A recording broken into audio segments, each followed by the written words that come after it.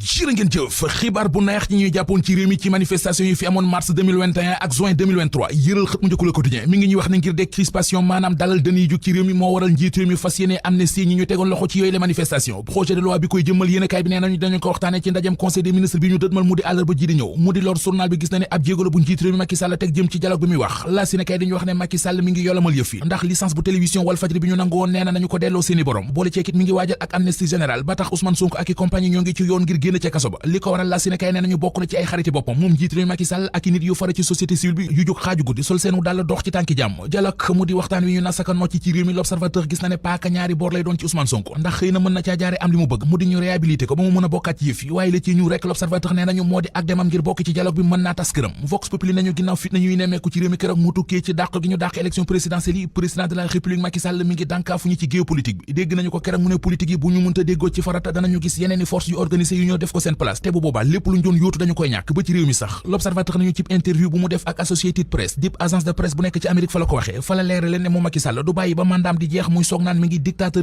lu ci réew mi wax na leen ne ñun politique yi il faut que ñu def ci suñ bopp ne du ñun rekk ñoo fi nekk yeneen force organisée yi muy juñu moom Macky Sall public yéene kay mi ngi ñu wax ne am na lu mu waxul ndax bi ñu génnee ci émeute yi fi woon 23 juin 2011 déggoon nañu Abdoulaye Wade mi fi newoon ci yooyu la jamono muy wax ne dafa am ay force occulte yu bëgg a teg loxo ci réew mi 1968 Léopold Sédar Senghor moom it demoon na bay sant l'armée bi ñu jël nguur gi 1988 déggoon nañu fi Abdou Diouf mu doon tuumal ab coup d'état kii di général Louis Tavares da Souza bu doon ab gisaanekat la moom Macky Sall Les Échos mi ngi wax ci xëtamu njëkk ne li mu gis dalul am xel nee na wote yu ñu bëgg a tuxal bu yëf yi yeggee ca conseil